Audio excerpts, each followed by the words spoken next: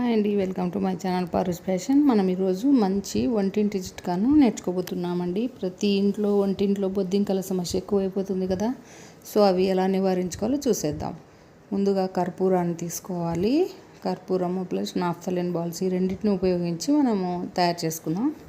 ముందుగా అయితే కర్పూరం బిళ్ళలను ఒక పేపర్లో వేసేసుకొని మెత్తగా చిదిమేసేయాలి.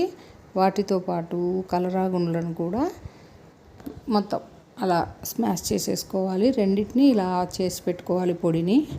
ఈ పొడిని మనము ఇలా పక్కన ఉంచుకొని, మనకు క్యారీ బ్యాగ్స్ వస్తాయి కదండి కాటన్ క్లాత్వి, అవి కట్ చేసుకొని చిన్న చిన్నగా కట్ చేసుకొని వాటిలో మనము ముందుగా దంచి పెట్టుకున్న మిశ్రమం ఉంది కదా, దాన్ని కొద్ది కొద్దిగా పేపర్తో వేసుకోండి. చేతితో వేస్తే ఎక్కువగా వాసన ఘాటు ఉంటుంది మన చేతికి.